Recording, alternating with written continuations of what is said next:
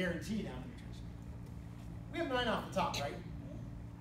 Contract is in no danger whatsoever because we have a 5-card club suit that is solid with dummy's queen to fill it out, right? So there's 5 club winners, the ace and king of diamonds, the ace of spades, and the ace of hearts. So we're not in any danger. We can cash out 9 winners if we want and make 3 no. The question is that what we should do? If you're playing teams, absolutely. Make your contract. This is match points. So how should we play this hand?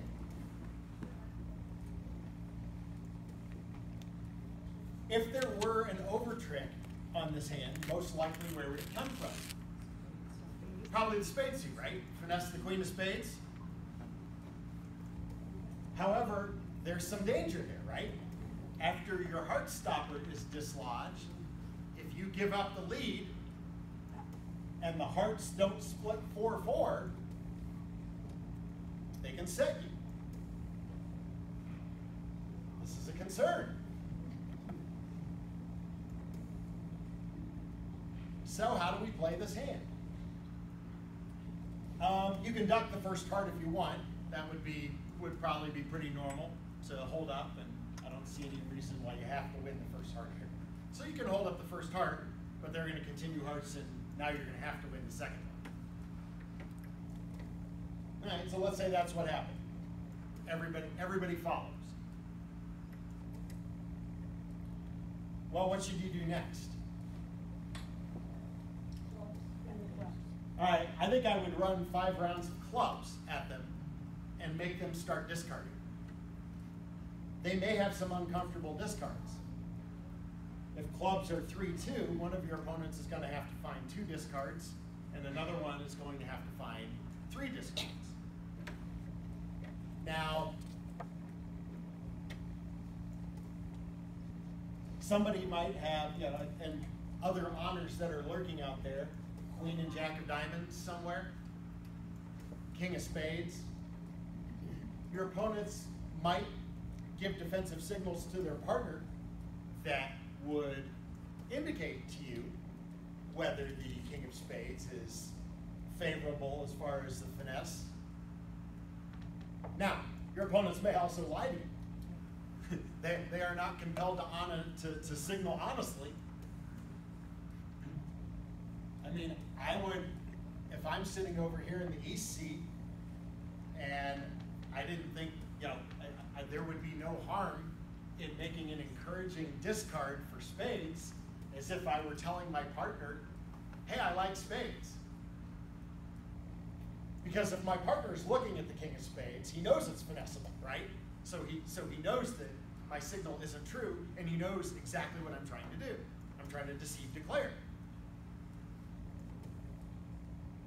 into thinking that the king is offside, so the declare doesn't try the finesse. Now, of course, if I'm in the east seat, I don't know if the king of spades is in partner's hand or in declarer's hand yet, right?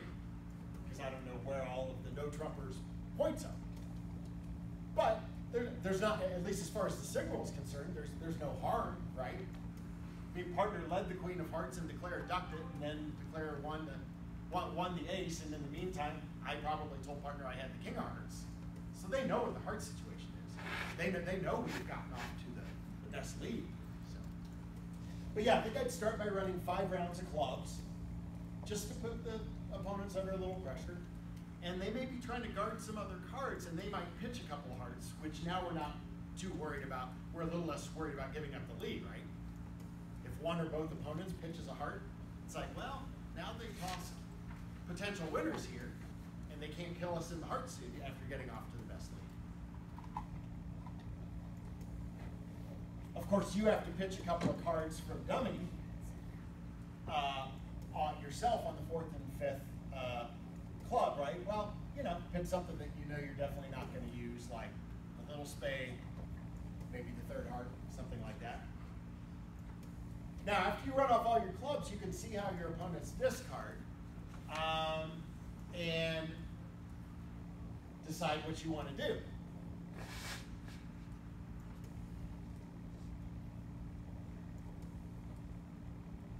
could cash your ace and king of diamonds, but I don't think I would do that if I hadn't seen any diamond discards from my opponent. Because now you might be setting up queen or jack for them, right? But probably after 5 rounds of clubs, I think what you almost certainly should be doing next is taking a spade finesse. Yes, possibly putting the contract in jeopardy. And I know most of you probably have a really hard time doing that. But if you want the match points, you need to try and get a 430 and not just be content with a 400. That over trick is really important.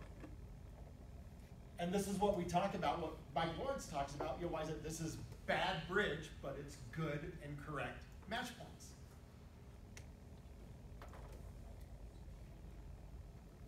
This is a routine contract. Everybody else in the room has 9 tricks, right? If you take 9 tricks, you haven't done anything that everybody else in the room can't do, right? Everybody can take their 9 winners. I mean, unless some people, like I said, unless there are a couple people out there that really screwed up and somehow forgot to bid a game on these cards, you can get no better than an average board by cashing out. You will never get a better than average board if you don't take a little bit of risk. And look, like I said, there are lots of things, look, see what the discards look like, see what see what the opponents signal. You might take your opponents into account. Have you played against these opponents? Do they always seem to signal honestly? I mean, I know some people who, they just, the idea of doing something deceptive isn't even in their vocabulary. They just signal as honestly as could be. I'm like, all right, well, I think that's a signal I can trust. There are some opponents I might decide not to take the spade finesse if I see my right-hand opponent ask for a spade. I don't ask a lot about defensive carding, but on a hand like this, where I think it matters, I also look at the opponent's convention card, ask them, oh, okay, see, here comes the 9 of spades being pitched on one of my clubs. Is that encouraging? You play standard signals, you play upside down? These are questions we want to ask. But again, if you have seen a heart discard or two, I think there's a lot more safety. Because if they have pitched potential winners, even if you take that spade finesse and it loses, as long as you still have your 9 tricks, you're no worse off, right? And if there was absolutely no way to get more than 9 tricks on this hand, all right, then you're going to be with the field and you couldn't have done any better. Now another possibility too is, especially if we wait on the diamond suit, where notice we have ace third opposite king fourth, what if it seems like the opponents are clinging desperately to their heart winners and they're not pitching any spades? But what if we see both opponents pitch a diamond or two? Well, now maybe somebody has erred, right? Maybe somebody has unguarded, maybe one opponent unguarded the queen and another opponent unguarded the jack. And all of a sudden we play ace of diamonds and a diamond of the king, and here come the missing honors falling and our little diamonds become good. So that's another possibility. This is why, as hard as it is to pay attention to all of those discards at times, you want to watch what the opponents are discarding. But yeah, failing anything else, I do think I want to take a spade for this. Did you have a question? Oh, okay. You have several? So I understand, it's hard to do that. I mean, you might be putting the contract in jeopardy. And like I said, if you're playing teams, you absolutely don't worry about that over trick. It's not worth 1 imp. I guarantee you, not worth it. Because if you go set in your cold game, not only do you get a terrible result and lose your 10 or 12 imps or whatever, you also have incredulous, angry teammates that you have to answer to. Instead it's just 1. Right.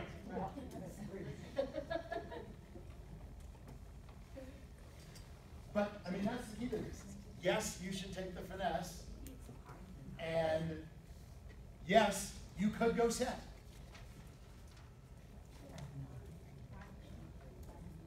I mean, if it doesn't put the contract in jeopardy, right? Like, let's say they let a heart and you still had the king of hearts. You know, what if your king of diamonds were the king of hearts? Or if you let them in and they continue their heart lead, right? Let's say you win, in that case you win the first heart trick. Now I take a finesse early on the hand, because if it loses and they continue a heart, I got another heart stop. That's a no risk finesse, right? You can always afford to take that because they can't hurt you. And in fact, you're probably glad that maybe they didn't find a diamond lead or find a spade lead, something that would have been potentially more damaging to you. But we want you to take the finesses that where your contract is not necessarily guaranteed. Is this hand playable at 5 clubs? Well, you're gonna have a harder time coming to 11 tricks. You're probably gonna have a very hard time coming to 11 tricks. Because you'll probably lose a heart, a diamond, and then even if the spade finesse works, you probably still have a spade lose. Right? So, yeah, I don't think I'd want to in spite of the club fit. And again, match point, right? Because 3-0 making 3, same score as 5 clubs making 5, even if 5 clubs were makeable, probably on this defense, I suspect. Yeah, you need a lot of things to go right to make 5 clubs. All right, well let's look at a not so good contract. And by the way, when I talk about it being in a bad contract, I'm not necessarily referring to a complete disaster, like, oh, we had an 8 or 9 card spade fit and we played in our 4-2 heart fit. I'm not talking about a complete disaster, because I think, and this fits in with that whole have a short memory thing. If you have a complete bidding disaster and you are in a really bad contract, don't spend your mental energy trying to figure out how to get out for down 2 instead of down 3. You're just wasting your brain, right? I mean, sometimes you just have to chalk it up to, a 0 is a 0, right? And let's just get it over with. Don't play slow. Don't fall behind. Don't spend 10 minutes playing a hand that you're getting a bad result no matter what. Get it over with. Move on. Yeah. Yes. Yes. Yes. Once the auction's over, you can't fix the contract. The best declarer in the world isn't going to score any match points in a horrible contract. But what we're looking at here is it's not a horrible contract per se, but you're disappointed with where you are. And in this case,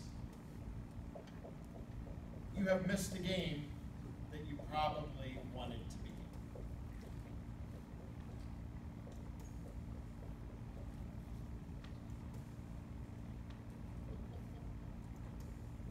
So between the 2 hands, we have 25 high card points.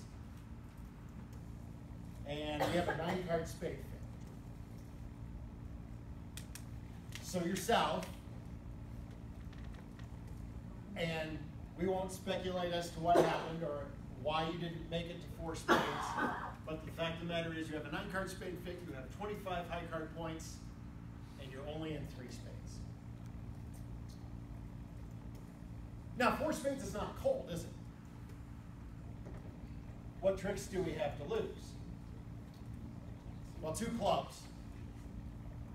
And let's say they lead the ace of clubs, so they're going to go ahead and cash their 2 clubs right away. Okay? Well, we're off the ace king of clubs and the ace of hearts, right? So this game is 50-50, right? This is on a finesse for the king of spades. We have the queen, 10, and jack. Assuming that that they're going to take their 3-side suit winners and not mess that up on the fence, and that's actually pretty hard not for them to not take all their side suit winners. You really don't have any quick way to pitch. You don't really have any useful pitches. So it's a 50-50 game, right? It's no guarantee, but we feel like the field is going to be in this game, right? So when the dummy hits, we think, we missed the game we should be in. Now, what you are wishing for, but can't control at this juncture, you're probably really wishing that the king of spades is offside, right? You're wishing that you would play the 10 of spades or queen of spades or a small spade to the jack, and then it will lose to the king. And then along with those 3 side suit winners, that's enough to beat 4 spades. So you think about what's going on around the room. Well, the room is playing 4 spades. And probably the only way that we're most likely the only way that we're salvaging a good result here is if 4 spades doesn't make. What this also points to, though, is that you shouldn't necessarily play the hand, and that's what we're doing now. We're getting into the declare play. You shouldn't necessarily play the hand the way everybody else in the room is playing it, because you are not in the right contract.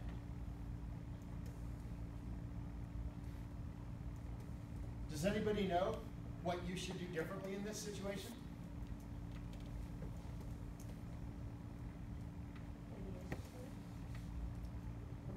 What about a spade to the ace?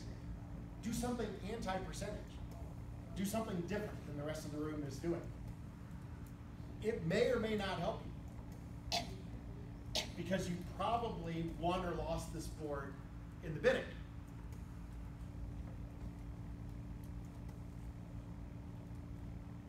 Who knows? Maybe you'll drop singleton, king of spades offside.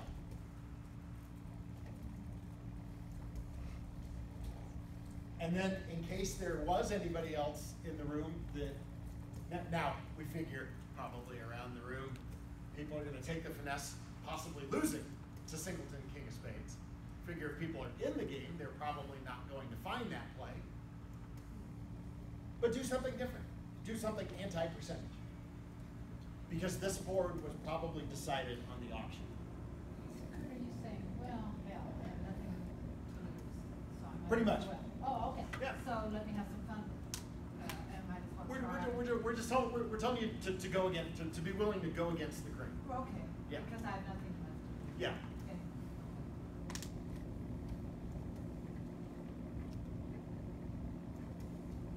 Yeah, I mean, what if we had something like,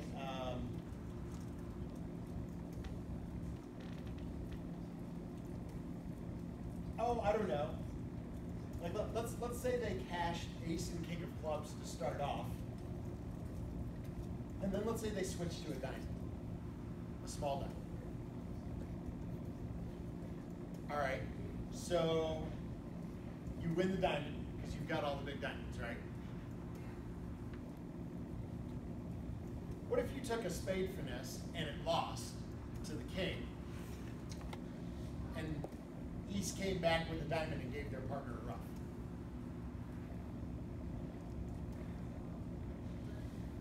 Not likely, but possible, right? Now even 3 spades is going set. And anybody who, if the defense went the same way for the people in 4 spades, they may be going down too. But by playing a spade to the ace and another spade, this would work as what we would call a safety play.